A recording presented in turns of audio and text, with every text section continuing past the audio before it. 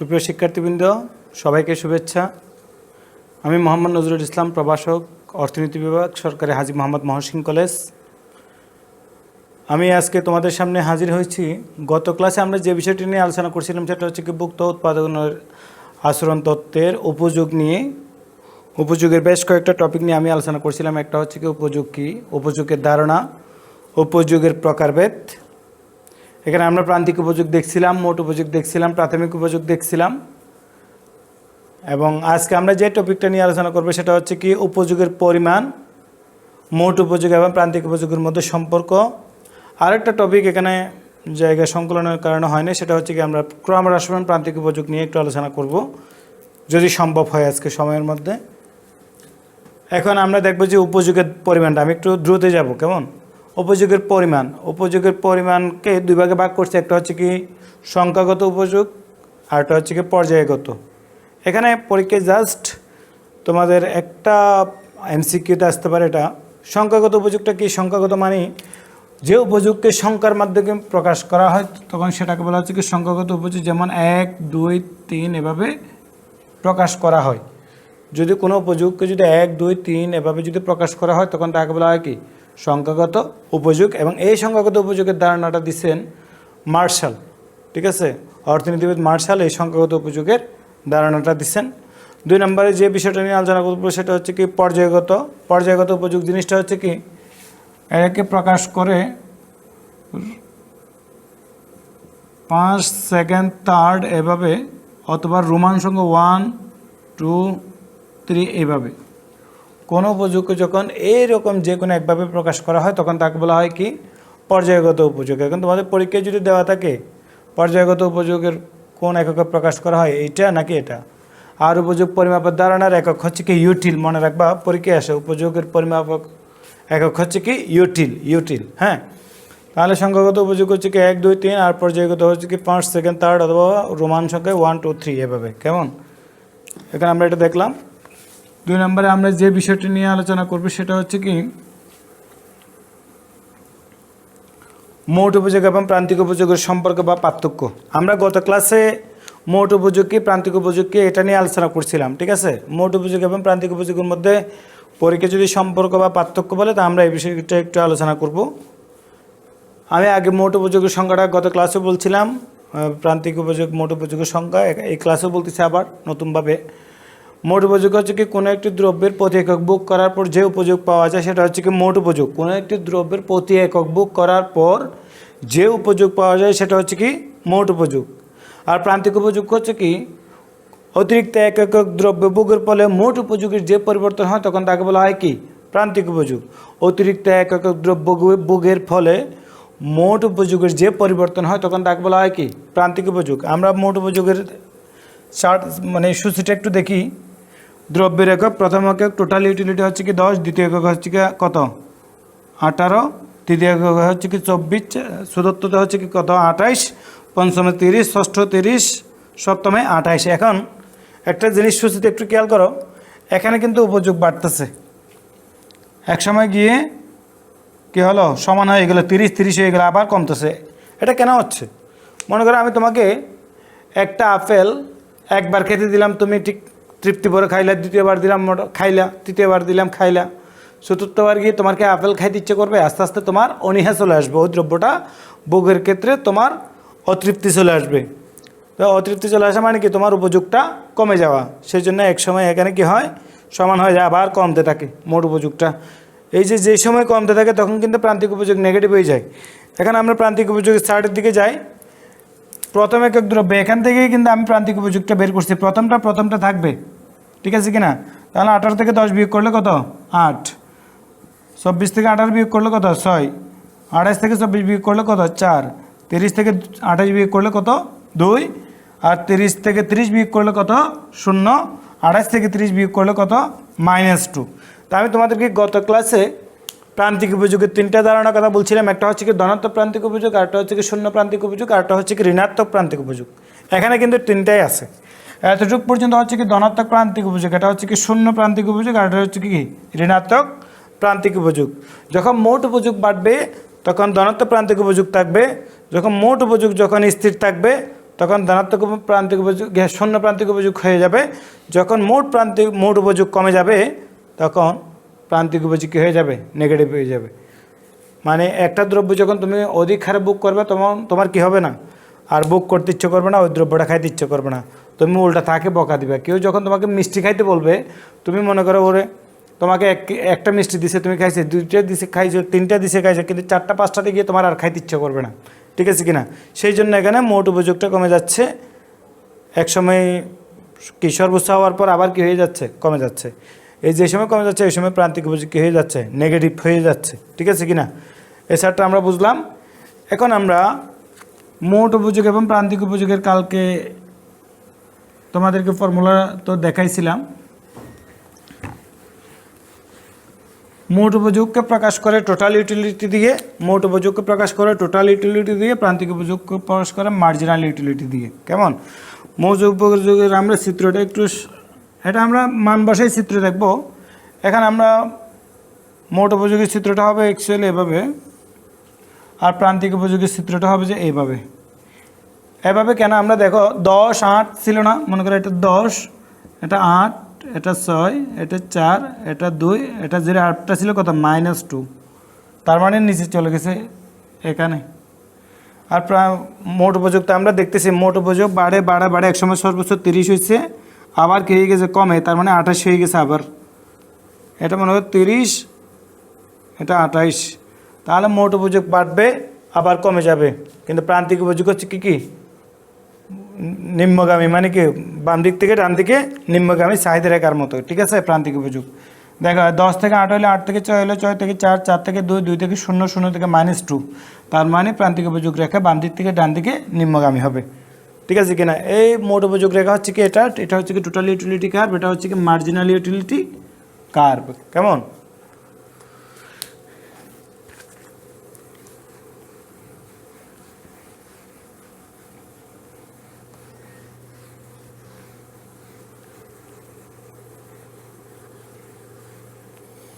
মোট উপযোগ এবং প্রান্তিক উপযোগের মধ্যে আমরা এই সম্পর্কগুলো পরীক্ষায় যদি প্রশ্ন যদি আসে তাহলে আমরা চিত্রটা দেখাবো, একটা সূচি দেখাবো, সংজ্ঞাটা দিব, আর হচ্ছে কি মোট উপযোগের যে ফর্মুলা আমি কালকে কিন্তু প্রান্তিক উপযোগ এবং মোট উপযোগের ফর্মুলা দিয়েছিলাম, সেটা হচ্ছে কি মোট উপযোগের ফর্মুলা হচ্ছে total utility is equal to marginal utility of 1 plus marginal utility of 2 plus marginal utility of 3 dot dot dot marginal utility of n। Marginal ইউটিলিটির ফর্মুলাটা কীরকম ছিল? Delta of total utility divided by delta of Q. এটা Q বলতে পারো অথবা delta of তুমি এক্সও বলতে পারো। ডেল্টা অফ দ্রব্যকে তুমি এক্স দ্বারা পরিমাপ করতে পারো, দ্রব্যরেখাকে অথবা কিউ দ্বারা পরিমাপ করতে পারো। বইয়ে অনেক বইয়ে এক্স দেওয়া থাকবে, অনেক বইয়ে কিউ দেওয়া থাকবে। সুতরাং যে কোনো একটা তুমি দ্রব্যটাকে এক্স অথবা কিউ ধরতে পারো। কেমন? তাহলে মার্জিনাল ইউটিলিটিগুলোর যোগফল হচ্ছে কি টোটাল ইউটিলিটি, আর মার্জিনাল হচ্ছে কি মোট দ্রব্যের পরিবর্তন। এটা হচ্ছে কি ডেল কিউ মানে কি দ্রব্যভোগের পরিবর্তন, ডেল মানে পরিবর্তন, ঠিক আছে কিনা? তো কিউ মানে দ্রব্যভোগের পরিবর্তন, মানে ওই দ্রব্যটা তুমি 1 একক থেকে 2 এককে যাচ্ছে। আমি কিন্তু দেখাইলাম কালকে 1 একক থেকে 2 এককে যাচ্ছে বা 3 এককে যাচ্ছে, যে পরিবর্তন সেটা হচ্ছে কি দ্রব্যভোগের পরিবর্তন। আর ডেল্টা টিও মানে হচ্ছে কি মোট উপযোগের পরিবর্তন। মোট উপযোগের মনে করা হচ্ছে কি 10, 10 থেকে 18, 18 থেকে 24। এই যে এই পরিবর্তনটা হচ্ছে কি মোট উপযোগের পরিবর্তন। এই ফর্মুলাটা এতটুকু দেখাবা তোমরা, ঠিক আছে?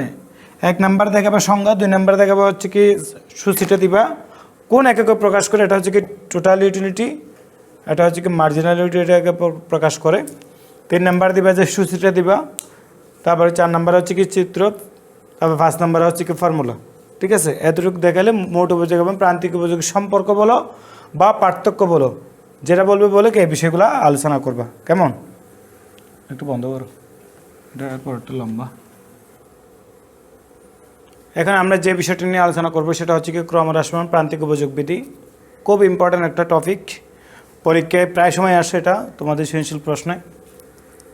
এটা মোটামুটি একটু জটিল আছে, তোমরা সেটা খেয়াল করবা।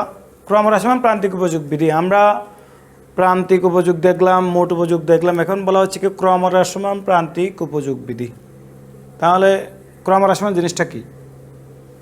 এখন আমি বলছিলাম যে মোট উপযোগ এক সময় বাড়ে, পরে স্থির হয়, আবার কমে। মোট উপযোগ যখন বাড়ে তখন প্রান্তিক উপযোগ কিন্তু ধনাত্মক থাকে, মানে প্রান্তিক উপযোগও তখন বাড়ে। মোট উপযোগ যখন স্থির থাকে ক্রমহ্রাস মানে সমানুপাতিক হারে বাড়ে তখন প্রান্তিক উপযোগ কী হয়, শূন্য হয়ে যায়। যখন মোট উপযোগ, এই জিনিসটা এখানেই আছে, কিন্তু যখন মোট উপযোগ আবার কমে তখন প্রান্তিক উপযোগ কী হয়, নেগেটিভ হয়ে যায়, মানে ঋণাত্মক হয়ে যায়। এখন বলা হচ্ছে কি ক্রমহ্রাসমান প্রান্তিক উপযোগ বিধি। বলা হচ্ছে কোনো একটি দ্রব্যের মানে অতিরিক্ত একক প্রতি একক বুক করার সময় মোট উপযোগ যদি বাড়লেও প্রান্তিক উপযোগ একসময় গিয়ে কী হয়ে যায়, হ্রাসমান হয়ে যায়। এখানে বলা হচ্ছে কি অন্যান্য অবস্থা অপরিবর্তিত থেকে, অন্যান্য অবস্থা অপরিবর্তিত মানে কতগুলো, এই বিধিটা ঠিকানার জন্য কতগুলো অনুমতি শর্ত আছে। এখানে আমি যদি যেমন সাজেস উদাহরণ হিসেবে বলে, আমি যদি তোমাকে যদি এখন 1 কেজি মিষ্টি দিলাম, কালকে যদি 1 কেজি মিষ্টি দিই, তুমি 1 কেজি মিষ্টি আজকেও খাইতে পারবা, কালকেও খাইতে পারবা। দেখেন আমি যদি তোমাকে টাইম পিরিয়ডটা যদি বাধা না দিই, ধরে না দিই, তাহলে তুমি কি মনে করো, তোমাকে আমি যদি হাফ গ্লাস পানি প্রতি আধা ঘন্টা অন্তর অন্তর দিলে তুমি খাইতে পারবে না? অবশ্যই পারবে। কিন্তু আমি তোমার যদি 1 গ্লাস পানি প্রতি মিনিট অন্তর অন্তর দিলে তুমি জীবনও কী করতে পারবে না, খাইতে পারবে না। সুতরাং এই বিধিটা আমাদের প্রমাণ করার জন্য কতগুলো অনুমতি শর্তের কথা বলা হয়েছে। সেখানে 1 নম্বর বলা হচ্ছে কি, এখানে উপযোগটা পরিমাণগত হিসাব করা হবে, মানে 1, 2, 3, 4 আমরা উপযোগের যে উপযোগের পরিমাপের ধারণা দুটা পড়ছিলাম না, একটা হচ্ছে কি সংখ্যাগত আর একটা পর্যায়গত। মানে এখানে উপযোগটা সংখ্যাগত উপযোগের ভিত্তিতে কী করতে হবে, নির্ণয় করতে হবে। 1 নম্বর অনুমতি শর্ত।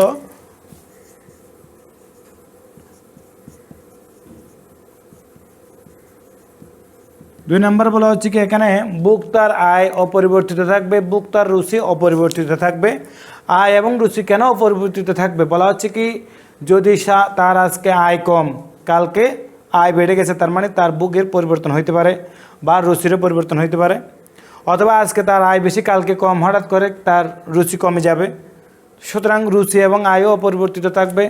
সময়টা হচ্ছে কি বিবেচ্য থাকবে। যেমন সময়টা কেন বললাম, আমি যদি তোমাকে যদি 1 কেজি মিষ্টি একদিন পরে দিই, তাহলে তুমি অবশ্যই খাইতে পারবে। কিন্তু আমি যদি 1 ঘন্টার মধ্যে তোমাকে যদি 2 কেজি মিষ্টি খাইতে বলি, তুমি কখনো সেটা কি পারবে না।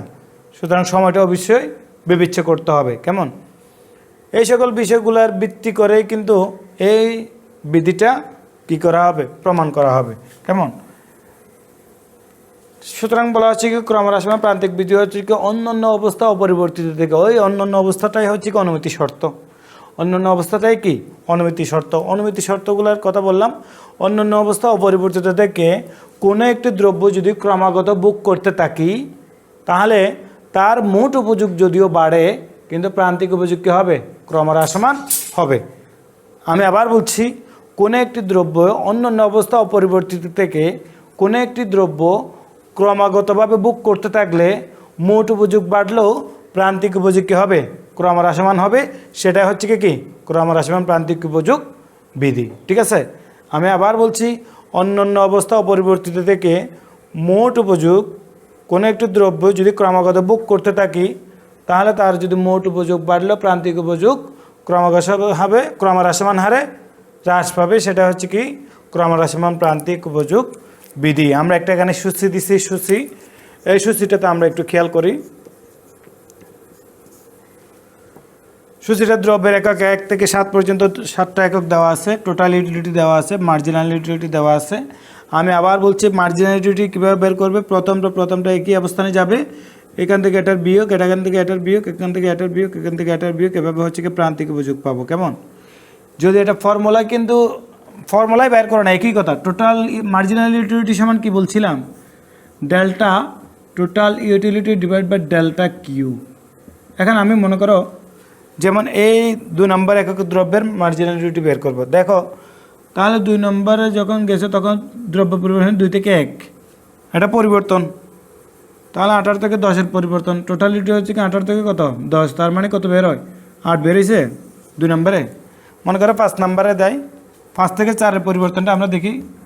মার্জিনালিটি 5 থেকে 4-এর পরিবর্তন, 5 - 4, তো 5 থেকে 4-এর মধ্যে এখানে কত 30 থেকে 28, 30 থেকে কত 28, তার মানে কত একটা, হ্যাঁ এখানে 2, তার মানে পরিবর্তনটা কত, মার্জিনালিটি কত 2, তার মানে 2 পাইছি আমরা। এটাই মূল কথা হচ্ছে কি, এটা কিন্তু ফর্মুলায় না গিয়ে তো ঝামেলা না করে সহজ হয়ে হচ্ছে কি সূচি থেকে আমরা এটা বের করতে পারবো পরবর্তী থেকে পরবর্তী থেকে পূর্ববর্তী বিয়োগ করা, মানে এটার থেকে এটা বিয়োগ, এটার থেকে এটা বিয়োগ। কেমন? এখন আমরা এই দুইটা বিষয় একসাথে চিত্র উপস্থাপন করব। কেমন? টোটাল ইউটিলিটি কার্ভ আঁকবো, তারপর হচ্ছে কি মার্জিনাল ইউটিলিটি কার্ভটা আমরা আঁকবো। কেমন?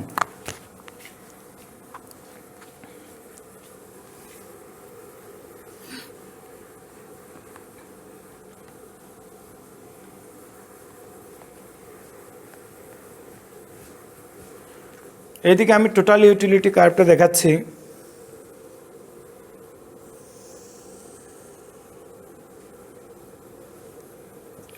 এদিকে হচ্ছে কি টোটাল ইউটিলিটি, এটা হচ্ছে কি দ্রব্যের একক কিউ। ঠিক আছে, আমাদের দ্রব্যের একক কয়টা?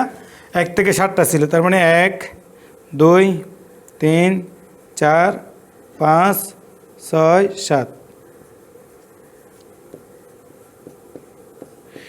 দুইটা চিত্রই কিন্তু উপর নিচ করে আঁকলে তখন আমাদের আরও সুবিধা হয়। যেহেতু এখানে স্পেস কম, তাহলে আমি আলাদা আলাদা করে আঁকতেছি। উপর চিত্রে আঁকলে তখন একই রকম আসবে। কেমন? এখন মোট উপযোগটা হচ্ছে কি আমাদের কত থেকে শুরু? 10 থেকে শুরু। আমি 5 ব্যবধানে ধরি, 5 10 15 20 25 30, 5 ব্যবধানে। তাহলে দেখো 1 নম্বর একে মোট উপযোগ ছিল কত? 10, তার মানে এই বিন্দু।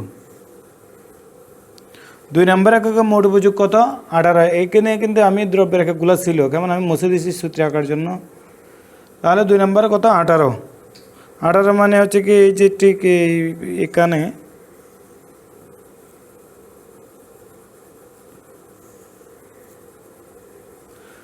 তিন নাম্বার হচ্ছে কি 24। 24 মানে হচ্ছে কি 25-এর নিচে।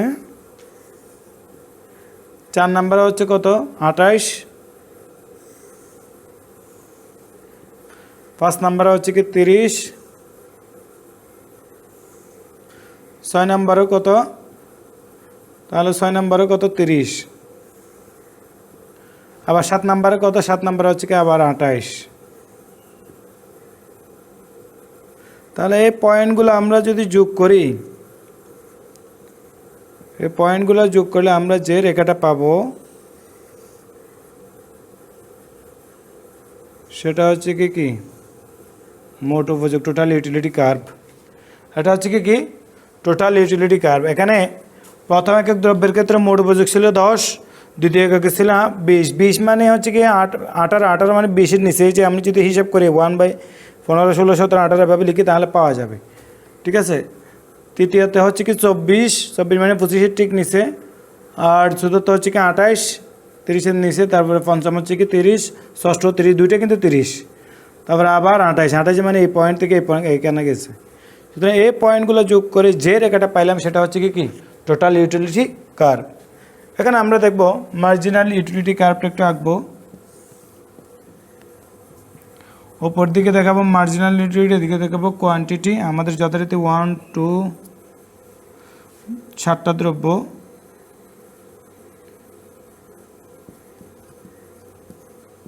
5 6 7।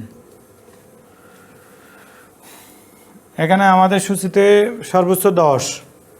তাহলে আমি 2 ব্যবধানে ধরি, 2 4 6 8 10।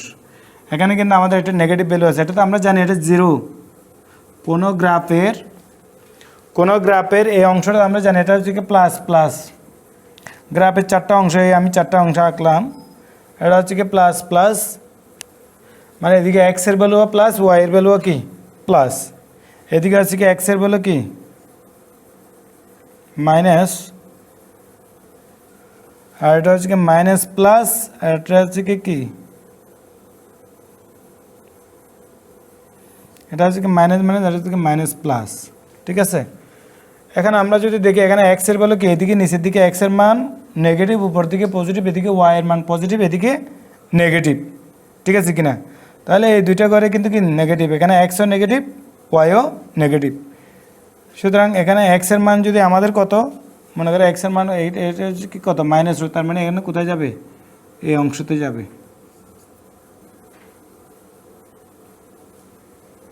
ঠিক আছে। তাহলে -2 -2টা বসাইলাম 0, এখানে -2 যেহেতু লাগতেছে আমাদের -2 বসাইলাম। এখন মানগুলো বসাই, 1 এককে কত, 1 এককে হচ্ছে কত 10, 2 এককে কত হচ্ছে কত 8, 3 এককে 6, 4 এককে 4, 5 এককে হচ্ছে কি কত 2, 6 এককে কত 0, 6 এককে 0 মানে এই পয়েন্ট, 7 এককে হচ্ছে কি -2, -2 মানে হচ্ছে কি এই পয়েন্ট। তার মানে আমি এই রেখাটা যোগ করে যে রেখাটা পাই সেটা হচ্ছে কি মার্জিনাল ইউটিলিটি কার্ভ। এটা হচ্ছে কি প্রান্তিক উপযোগ রেখা। কেমন? জাস্ট সুসি থেকে মানগুলো বসাই দেওয়া, নিচ দিকে দেখাবো আমরা কোয়ান্টিটি মানে দ্রব্যের একক, উপর দিকে দেখাবো কি একদিকে যখন আমরা এখানে টোটাল ইউটিলিটি কার্ভ মানে মোট উপযোগ রেখা আঁকবো তখন এদিকে টোটাল ইউটিলিটি দেখাবো, এখানে যখন আমরা প্রান্তিক উপযোগ রেখা আঁকবো তখন আমরা উপর দিকে দেখাবো মার্জিনাল ইউটিলিটি। তো টোটাল ইউটিলিটির সময় আমরা সূচি ব্যবহার করব, টোটাল ইউটিলিটি যে সূচিটা আছে এটা, মার্জিনাল ইউটিলিটির সময় আমরা মার্জিনাল ইউটিলিটি যে সূচি আছে ওটাই ব্যবহার করব। দ্রব্যরেখা একটা দুটোর জন্য সেম 1 থেকে 7 পর্যন্ত। কেমন? সুতরাং আমরা 1 থেকে 7 পর্যন্ত মানগুলো বসাই, ওই মান পয়েন্টগুলো পাবো। 1 এর জন্য 10, তার মানে এটা পয়েন্ট, মনে করে এটা এটা বি পয়েন্ট পাইলাম, 2 এর জন্য 18, 3 এর জন্য 24, এটা সি পয়েন্ট পাইলাম, 4 এর জন্য হচ্ছে কি 28, এটা হচ্ছে ডি পাইলাম, 5 এর জন্য 30, এটা হচ্ছে কি ই পাইলাম, 6 এর জন্য 30, এটা এফ পাইলাম, আবার 7 এর জন্য কত 28, তা কি পাইলাম জি পাইলাম। এই A B C D E F G এইগুলো যোগ করে আমরা যে রেখাটা পেলাম এটা হচ্ছে কি মোট উপযোগ রেখা। তেমনিভাবে এখানে এটা A point, B point, C point, D E F G যোগ করে আমরা যে রেখাগুলো পাবো সেটা হচ্ছে কি মার্জিনাল ইউটিলিটি কার্ভ। সুতরাং মার্জিনাল ইউটিলিটি কার্ভ আমি বলছিলাম গত চিত্রে বলছিলাম মার্জিনাল ইউটিলিটি কার্ভ হচ্ছে কি সাইদের রেখার মতো, বাম দিক থেকে ডান দিকে নিম্নগামী, ঠিক আছে কিনা। আর মোট উপযোগ রেখা হচ্ছে কি প্রথমে ধনাত্মক হারে বাড়বে, পরে স্থির হবে, তারপরে কি কমতেছে। এই যে এখানে অবস্থাটা দেখেন বাড়তেছে অনেক, বাড়ে একে সর্বোচ্চ হইলো, সর্বোচ্চ হওয়ার পর আবার কত 30, তার মানে এখানে স্থির, এই অংশটা কি স্থির, তারপর আবার কি হচ্ছে কমে যাচ্ছে। তো এই যে যতটুক পর্যন্ত বাড়ছে, মনে করে 30 পর্যন্ত বাড়ছে, এখানে দেখো 30 পর্যন্ত বাড়া পর্যন্ত আমাদের ছিল কি পজিটিভ ধনাত্মক, যখন 30-এর পর যখন আবার স্থির হয়েছে তখন হচ্ছে কি কেনে 0, প্রান্তিক উপযোগ কি 0। এটা হচ্ছে কি উপর নিচে চিত্রে আঁকাইলে তখন আরও সহজে বুঝতা। যখন এখান থেকে এখানে গেছে তখন এটা হচ্ছে কি 0 হয়ে গেল, যখন 30 থেকে 28-এ নেমে গেল তখন এটা হয়ে গেল কি -2, মানে নেগেটিভ হয়ে গেছে, প্রান্তিক উপযোগটা কি হয়ে গেল নেগেটিভ হয়ে গেল, ঠিক আছে। সুতরাং এভাবে আমরা ক্রমহ্রাসমান প্রান্তিক উপযোগ বিধিটা কী করতে পারি আলোচনা করতে পারি, ব্যাখ্যা করতে পারি। কেমন? প্রথমে আমরা টোটাল ইউটিলিটিটা দেখলাম। ক্রমহ্রাসমান প্রান্তিক উপযোগ বিধির শুরু থেকে আমাদের যে বিষয় এখানে হচ্ছে মূল বক্তব্যটা দেখতে হবে। মূল বক্তব্য মানে এটার সংজ্ঞাটা, মূল বক্তব্য কি অন্যান্য অবস্থা অপরিবর্তিত রেখে কোনো একটি দ্রব্য যদি ক্রমাগত বুক করতে থাকে তাহলে তার মোট উপযোগ বাড়লে প্রান্তিক উপযোগ কী হবে ক্রমহ্রাসমান হবে। এটা হচ্ছে কি ক্রমহ্রাসমান প্রান্তিক উপযোগ বিধি, এটা হচ্ছে কি মূল বক্তব্য। 2 নম্বরে হচ্ছে কি অনুমতি শর্ত। অনুমতি শর্তগুলো কী কী ধরতে হবে? 1 নম্বরে বলছি আমি যে এটা হচ্ছে কি সংখ্যাগত পরিমাপে হিসাব করতে হবে। 2 নম্বরে হচ্ছে এখানে আয় পরিবর্তিত থাকবে, রুচি অপরিবর্তিত থাকবে। তারপরে হচ্ছে কি 3 নম্বরে হচ্ছে কি এখানে হচ্ছে কি সময়টা হচ্ছে কি বিবেচ্য হবে, মানে এই বিষয়গুলো হচ্ছে কি অনুমতি শর্ত। এরপরে হচ্ছে কি সূচিটা দেওয়া থাকবে, সূচি পরীক্ষার মধ্যে উদ্দীপকে দেওয়া থাকতে পারে অথবা নাও দেওয়া থাকতে পারে, অথবা কি লেখা আকারে দেওয়া থাকতে পারে। ওখান থেকে তোমাকে সূচি তৈরি করতে হবে, তারপরে চিত্র আঁকতে হবে, সম্পর্কটা দেখাইতে হবে এবং ক্রমহ্রাসমান প্রান্তিক উপযোগ বিধিটা কী করতে হবে এখান থেকে চিত্রসহ ব্যাখ্যা করতে হবে। প্রথমে আমি টোটাল ইউটিলিটি আঁকলাম এখানে সূচি থেকে, পরে মার্জিনাল ইউটিলিটি আঁকলাম। এখানে আসলে এখানে দেখাই যাচ্ছে দুইটার মধ্যে সম্পর্ক, আমি কিন্তু আগের চিত্রে দেখাইছি, আগের যে টপিকটা ছিল সেটা হচ্ছে কি প্রান্তিক উপযোগ এবং মোট উপযোগের মধ্যে সম্পর্ক বা পার্থক্য। সম্পর্ক বা পার্থক্যটাই হচ্ছে কি মূলত এখানে হচ্ছে কি পজিটিভ থাকে, মানে এটা যখন বর্ধমান থাকে তখন এতটুকু 0-এর আগ পর্যন্ত পজিটিভ, যখন এটা যখন সর্বোচ্চ হয়, সর্বোচ্চ হওয়ার পর যখন আবার যখন এটা কি হয়ে যায় স্থির থাকে তখন এটা হয়ে যায় 0, যখন এটা আবার স্থির থেকে যখন কমে যায় তখন হচ্ছে এটা কি হয়ে যায় নেগেটিভ হয়ে যায়। এটা হচ্ছে কি সম্পর্ক বা পার্থক্য, ঠিক আছে।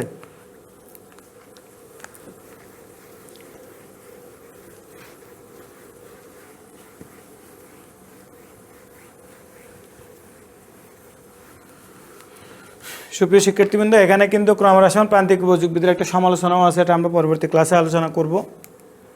আমি গত ক্লাসে যে টপিকগুলো আলোচনা করলাম এবং আজকের ক্লাসে যে বিষয়টা নিয়ে আলোচনা করলাম এটা খুবই ইম্পর্টেন্ট তোমাদের জন্য। পরীক্ষায় কিন্তু এখান থেকে একটা কোয়েশ্চেন হয়, উপযুক্ত থেকে একটা কোয়েশ্চেন হয় এবং এমসিকিউ হবে মিনিমাম 1 থেকে 2টা এমসিকিউ থাকবে। সুতরাং তোমরা এই চ্যাপ্টার এই বিষয়টার উপর গুরুত্ব দাও। এটা তোমরা বাসায় ভালো করে বোঝার চেষ্টা করো। যদি না বুঝো তোমরা আমাকে ফেসবুক ইউটিউবের কমেন্ট সেকশনে বলবা কোন জায়গায় বুঝে না বা কোন জায়গায় বুঝতে সমস্যা হচ্ছে। এটা আমি পরবর্তী ক্লাসে তোমাদেরকে আবার বিষয়টা বুঝিয়ে দেওয়ার জন্য চেষ্টা করব। সবাই ভালো করে পড়বা, স্বাস্থ্যবিধি মেনে চলবা, আর সবাই সুস্থ থাকবা এই কামনায় আজকে আমি যাচ্ছি। আল্লাহ হাফেজ।